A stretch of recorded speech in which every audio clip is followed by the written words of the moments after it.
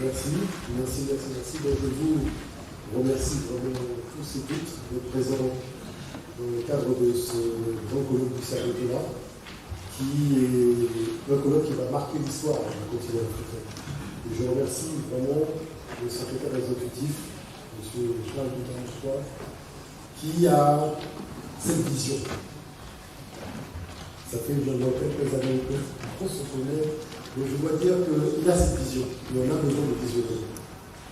Vous savez, quand il m'a dit que le thème portait sur cette nouvelle pensée, je vais vous dire les choses très clairement. En fait, nous avons des défis à relever ensemble. Ces défis sont endogènes et ils sont aussi exogènes. Parce que dans le grand spectacle dans lequel nous sommes aujourd'hui, à travers les conflits et les tensions entre les peuples, cette problématique énergétique, l'Afrique, elle est là, elle est espionnée et épiée par tout le monde, mais nous ne pouvons pas être les marionnettes du monde. Il y a un moment, il faut que ça cesse. L'homme a deux colonnes vertébrales. Il y a une colonne vertébrale qui tient le corps debout, le corps matière. Il y a aussi une colonne vertébrale pour l'esprit. La colonne vertébrale de la matière est africaine, il faut que l'esprit soit africain. Moi, je participe vraiment avec beaucoup de plaisir à ce colloque. Mais je veux vraiment rappeler les fondamentaux. Il faut faire la jonction avec la jeunesse africaine. Celle des écoles primaires, des écoles maternelles, des lycées, des collèges. Moi, j'ai déjà vu près de 14 000 enfants dans les établissements scolaires, à travers la Caraïbe, à travers l'Afrique, aussi, aux États-Unis, au Canada, à travers des villages de mathématiques africaines. On a fait le colloque mondial des mathématiques africaines en Guadeloupe, parce que je voulais montrer que la science la plus avancée trouve ses fondements dans la tradition et les cultures de l'Afrique. Monsieur Aubin, j'étais un grand spécialiste. Donc, vous savez, de tout ce qui concerne les mathématiques fractales et autres. Je lui ai posé la question, je dis, mais monsieur Village, vous, avec les équipes de recherche occidentale, vous avez sillonné la planète, vous avez rencontré de nombreux peuples. Est-ce que vous avez trouvé un autre peuple que le peuple africain qui conceptualise la connaissance en faisant un alliage de la physique classique et de la physique quantique? C'est-à-dire capable de voir quelque chose que les autres ne voient pas.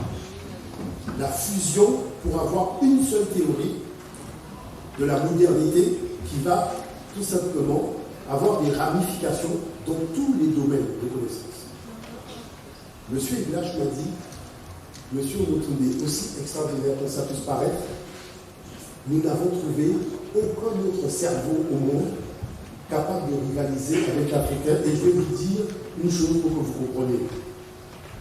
Quand vous ouvrez un ordinateur, vous rentrez dans le cerveau de l'Africain. C'est-à-dire qu'il faut que le monde noir comprenne ça. Si je viens au colloque mondial, c'est pour expliquer ça simplement. On n'a pas trouvé,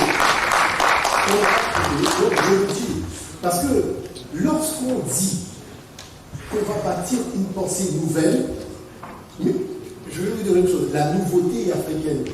Sauf qu'elle est là, mais on ne la voit pas toujours.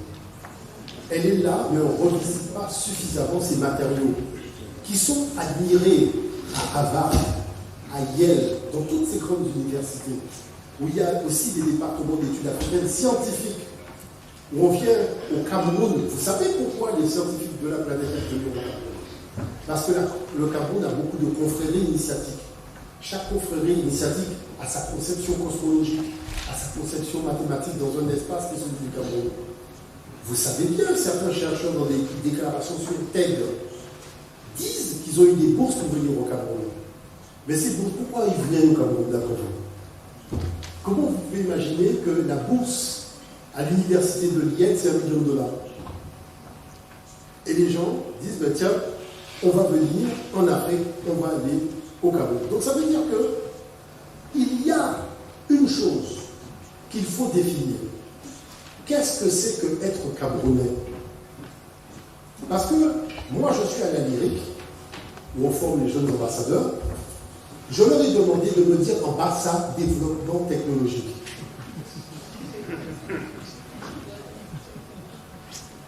Il n'y a pas eu de réponse. Hein.